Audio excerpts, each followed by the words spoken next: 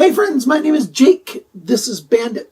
Welcome to Canadian Cutting Edge. And we've got a small knife for you today.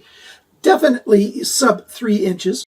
Titanium 154 cm blade made by SRM Knives. That's Sanrenmu's new arm of their new line that they started about 2 years ago now.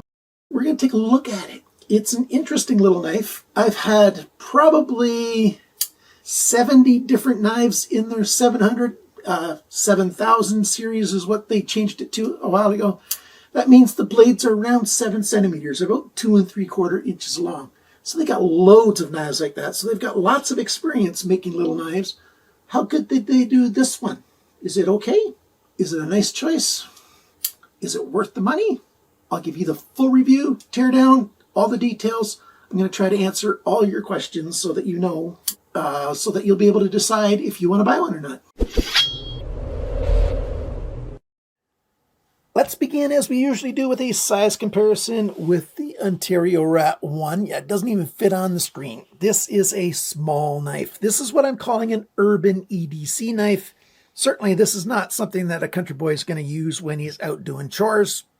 It's just not that kind of knife by any stretch of the imagination. It's a little guy. It's a thinner knife than, your average ODYSEE kind of knife, and smaller. In case you're wondering, about 2 3/4 inches, and I'll do all the specs a little bit later on in the video.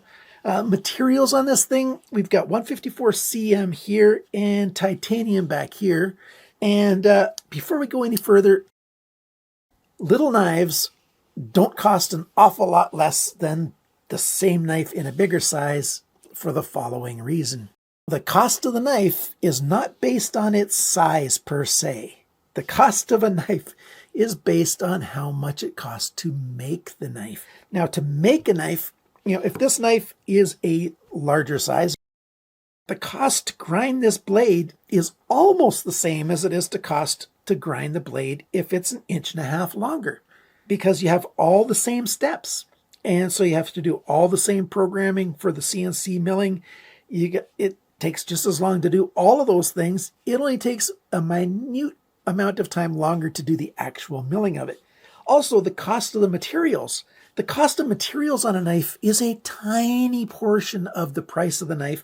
Now, I'm talking in the context of mass-produced factory knives, because they buy their steel in huge quantities. And so the amount of steel on here, my educated guess for this knife, this is 154 cm, it probably cost them under $1 for the steel for this knife. So if we've got a blade that's another 50% longer, it costs under $2 for the steel itself. The same concept is true of the titanium. That X amount is fairly small compared to the price of the knife. And so if they have to double that small amount, it's still a small amount. The price of the materials just simply does not relate to the cost of the knife. The cost is in the production itself, in the making of the parts, in the assembly of the parts. The assembly of this knife, it takes the exact amount of labor as the assembly of its bigger sibling. There's the same number of screws. There's the same construction. You do the same things with it. It takes the same amount of time. Labor is generally the biggest cost for a lot of things. I know in China they don't pay their employees very well, but it's the production costs and the labor costs that make this knife cost as much as it does. And that's why its bigger sibling isn't twice as much. This isn't half as much as its bigger sibling, because it's got half as much the weight. No, it costs a little bit less because, there was only a little bit of savings on it. Now, how much does this knife cost? Before we go any further, let's do the price. $69.95 American for this knife. Now, yes, I made a commitment to mostly review knives that are under 60 US. Well, with this thing at White Mountain Knives, you save 10% with coupon code CCE. That makes it just under $63. $62.96 American for this knife. That's roughly $87 Canadian. So Americans, White Mountain Knives is the place to get it. They've got this one in stock. They've got its sibling in stock, the one with the blue anodized blade. How well does this knife cut? Well, we've got a whole lot of belly on this knife, as you know. We've got an upswept blade with a very pointy tip. So piercing is pretty good if you get the alignment right, because on most knives, the tip would be right around the tip of the screwdriver here and not, 3/4 of an inch up. So you might have to work on getting the, alignment right to use it for piercing, but it definitely pierces well. Very thin. It starts thinning down right around halfway along the blade, comes to a very thin, light tip. See how small it is this way as well. So that's a risk of breaking your tip if you're not careful with what you're piercing. Certainly not prying with this thing. Now we've got all this belly, a full flat grind, very thin edge, and we'll do all the specs later on. It slices and cuts very well.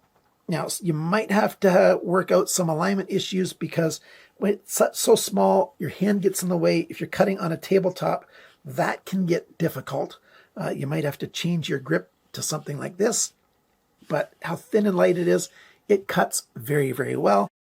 It's a little uncomfortable in hand for hard use, because of how small it is. Now, my hands are just barely into the extra large range, but it's so small and light. When you do some really hard work, I ended up squeezing this lock arm in further than it should go. Well, it goes back to where it belongs, after loosening it back up again.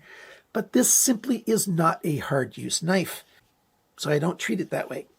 Talking a little bit more about the blade, the sharpener's choil back here, it's a very good size. It extends past the end of the plunge, so it's very good for sharpening. You won't be screwing up the plunge and grinding on it very easily, so that's good. The badging on it, the badging's kind of small. Unfortunately, there's only one thing up here on the flat on the ricasso here, and that's the steel type 154 CM right there. On this side here, we've got SRM, their triangle logo. Then we've got the model 7415-TZ, and then the serial number, or they call it the model number. It's a 0002 with, of course, some letters in front of it. I'll have to double check if they're doing, full serialization on that, or if that's the model number, like some model number other than the model number itself. I think that's the serial number, and I'm surprised I got number 2.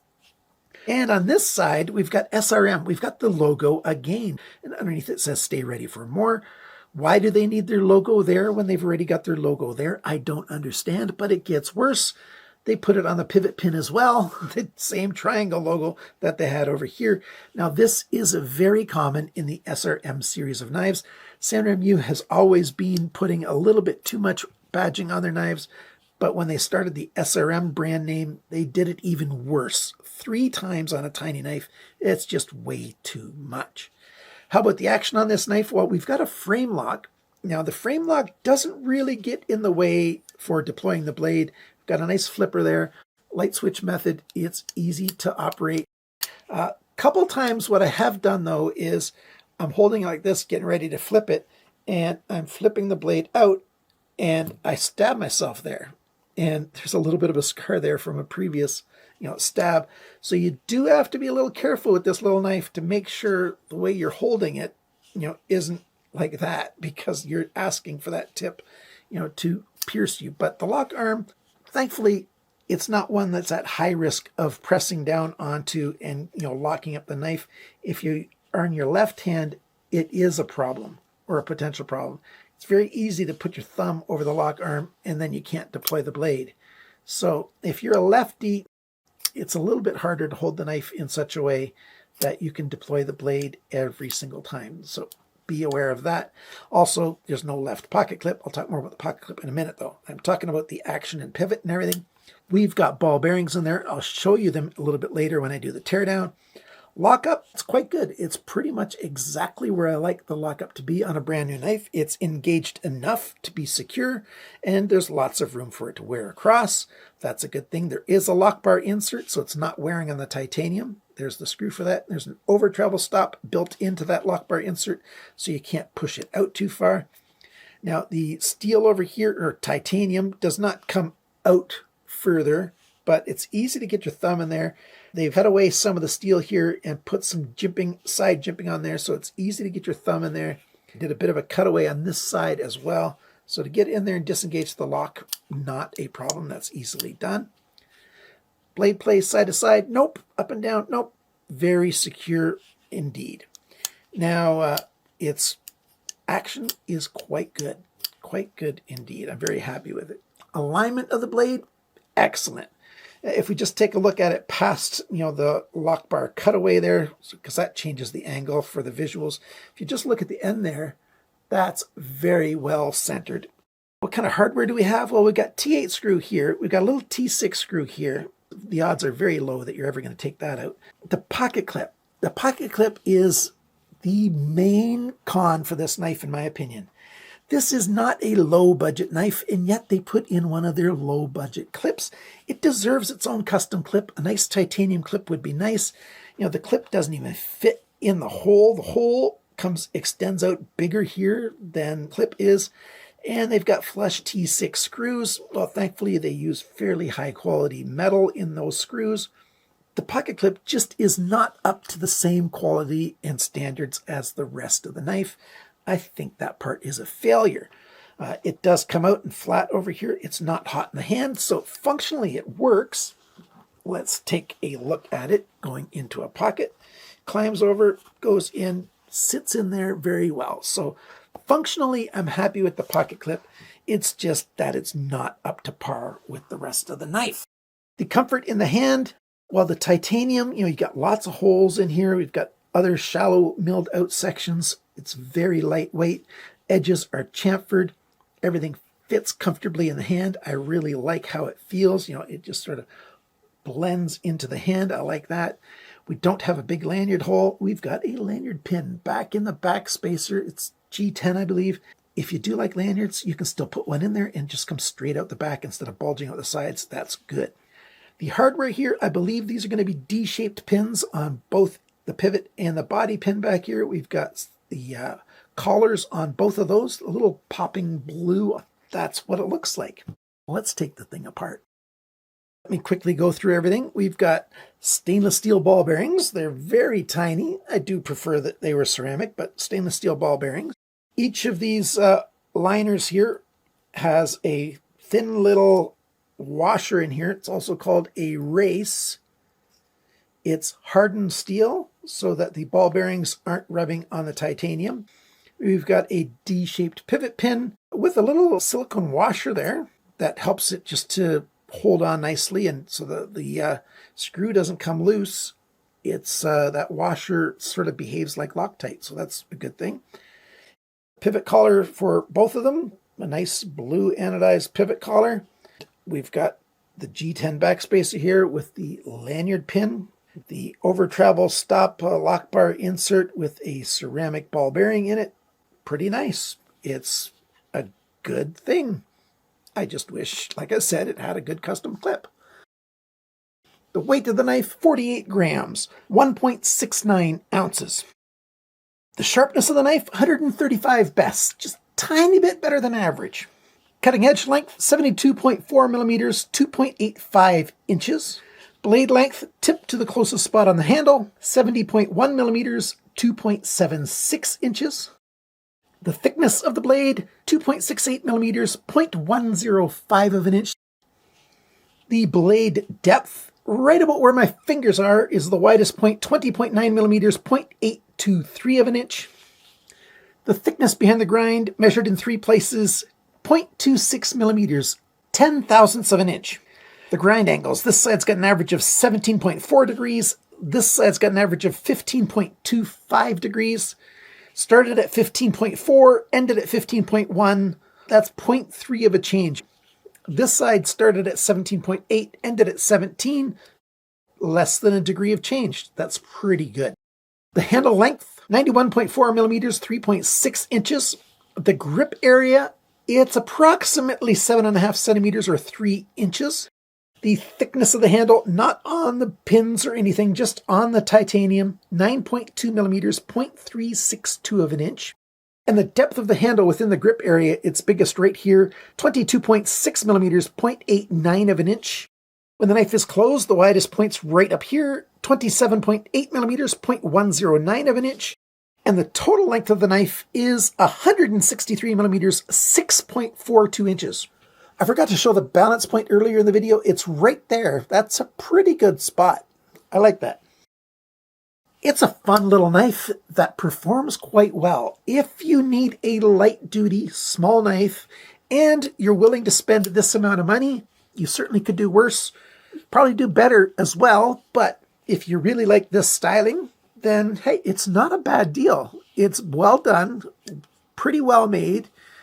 You've got two options for colors. It's not a lot of variety, but there you go. It's a decent little knife. I'm happy with it. Very light, easy to carry. I do hope somebody comes out with a different pocket clip though. Yeah, that's about it. A huge shout out to my supporters. I appreciate your ongoing support. If you want to support the channel, you can go to patreon.com/CCE or click join. There's the button right down there below the video, a little bit further down if you're watching on a mobile device. And I appreciate all the help I get. I'm started up a Buy Me a Coffee program. So if you don't want to be a monthly supporter, you've got the option of just doing a one-time donation as well. The links for all that stuff are down below, and I'll leave it in the comment section as well to make it easy for you guys. And remember, friends, always cut towards your chum, not your thumb.